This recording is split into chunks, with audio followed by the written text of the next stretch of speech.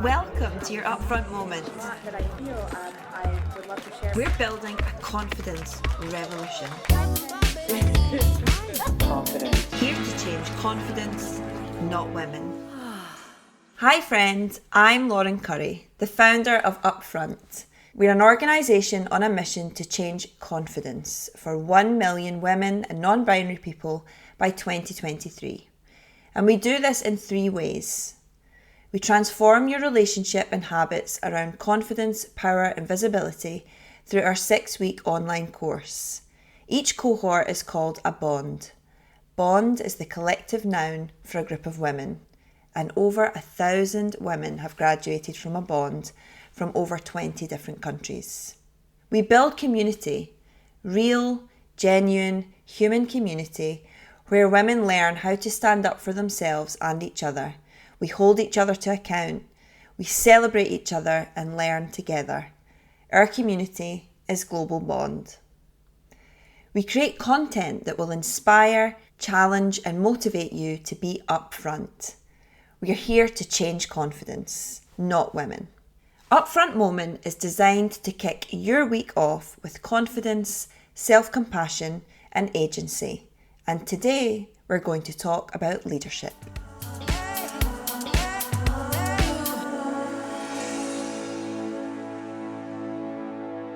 So, on the topic of leadership, well, I believe that kindness is a big part of the leadership conversation, or a big part of good leadership that's not talked about very often. I believe we can be kind and confident, kind and revolutionary, kind and powerful. And I think kindness is an invisible competitive advantage in both business and life. And I hope that you will join me on my mission to make it visible. So my first question to you is, do you know the difference between being nice and being kind? So Kelechi Okofor describes herself as kind but not nice. And I remember the first time I read that was like a big light bulb moment for me. And she talks about the etymological history of the word nice is actually stupidity. Kindness is very different. Kindness is a recognition of the power in everybody, as well as ourselves, and honouring that power. Niceness, on the other hand, is often weaponised, primarily against women, particularly women of colour, and socialises women into people-pleasing in order to appease the patriarchy. So if we know that kindness and power can go together, despite our kind of conditioning to believe the opposite is true, I wonder what being kind on purpose looks like to you.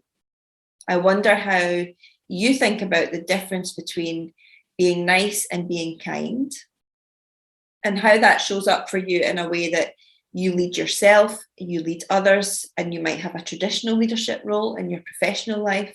You might lead in your home, in your community, in your neighbourhood, in your bond. Traditionally, kindness isn't really on the radar. Like, from my personal experience, I've been an entrepreneur for 15 years, worked in lots of different sectors with different clients, different institutions, different academic institutions. Kindness never comes up when you're talking about leadership. It's not in the books, it's not in the talks, it's not part of the leadership products that you get exposed to, because the narrative around leadership is dominated by concepts of status and control.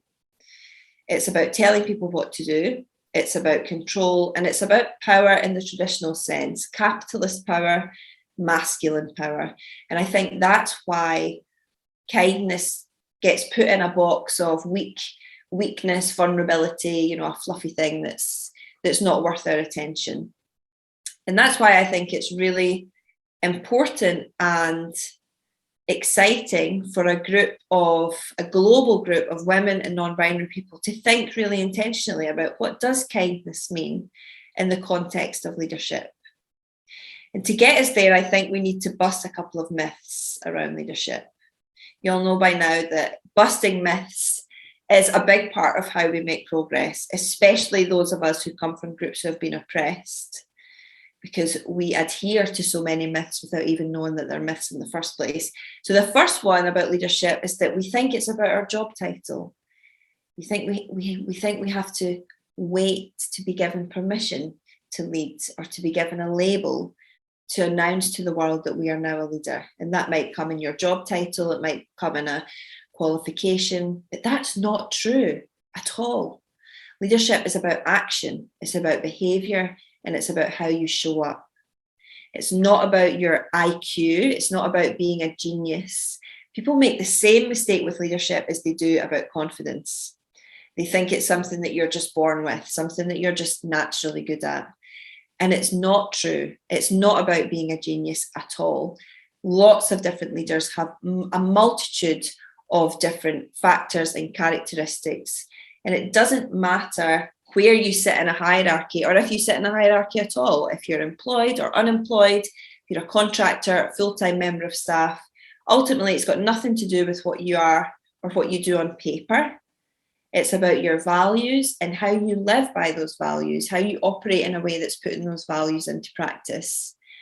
And when it comes to kindness, it's not about random acts of kindness. Oh, we'll have a free bar at Christmas time, or we'll have a ping pong table. Like, these things are shallow and they don't cut it. Kindness has to be embedded in your everyday. It has to be intentional, and you have to be consistent.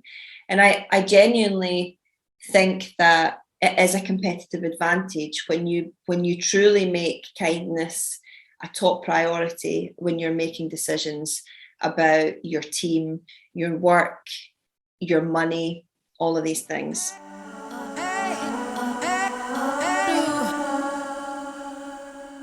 So I want to share with you 3 of my favourite examples of kind leadership.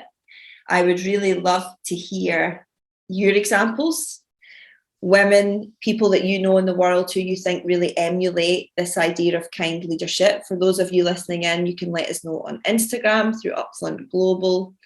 The first one I want to share with you is Jacinda Ardern. So you all know by now that I am a big Jacinda fan. She's the Prime Minister of New Zealand.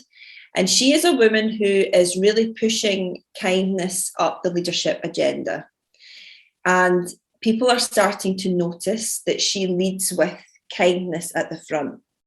And that was so apparent during COVID. She'd done a few things during COVID, which I think were remarkable examples of this conversation in practice.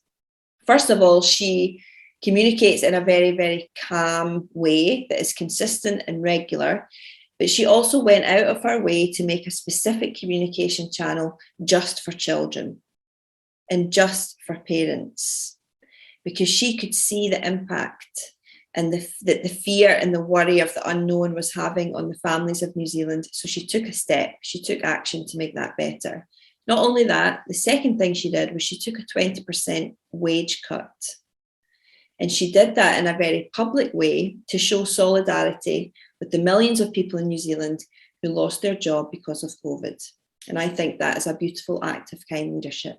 And for those of you, especially in the UK, who are thinking, we need a Jacinda, or how can I move to New Zealand? You are the next Jacinda. We all have Jacindas in our midst, in the bond. So stand for office. Second example is Dame Steve Shirley. And she is a philanthropist, an entrepreneur. She talks about kindness from a very different perspective, in that kindness saved her from the Nazis. And she has now dedicated her life to helping children refugees. So she's written a brilliant book called Let It Go, which goes into a lot of detail of her career as an entrepreneur, but it also charts her incredible personal story. She arrived in England as a refugee during World War II, and she then had a son who suffered severely from autism. And she was one of the very first tech entrepreneurs, one of the very first women in tech ever. So by the year 2000, her company was valued at 3 billion. And she decided overnight to make 70 of their staff millionaires by building a co-ownership structure. one example of kind leadership. But as I said, she talks openly about the fact she was saved from the Nazis and how this has given her a really strong sense of wanting to give back. And she's donated millions of pounds to research around autism. And I think she's a brilliant example of kind leadership. Third person, Alexandria Ocasio-Cortez. I'm a huge AOC fan. She is the youngest woman to ever be a congresswoman. She's the youngest woman in the House of Representatives. And for me, she represents honesty. And I really think honesty is such an underrated part of leadership.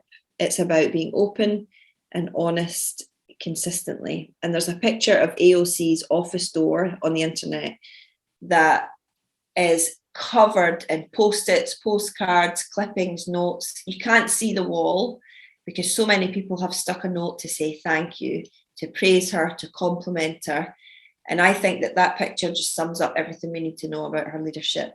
I often think I want my digital door to look like that. I think honesty is one of my top values, and I genuinely do believe that is one of the reasons why I've had some of the success I've had to date, because honesty in combination with kind leadership is a competitive advantage.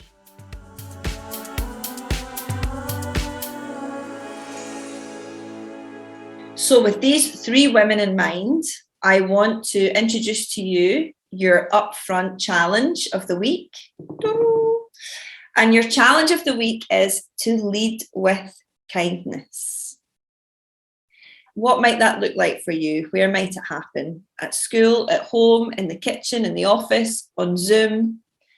A very practical way that you can do that is to celebrate somebody else's success, especially the woman who you feel jealous of, the woman who has the things that you want.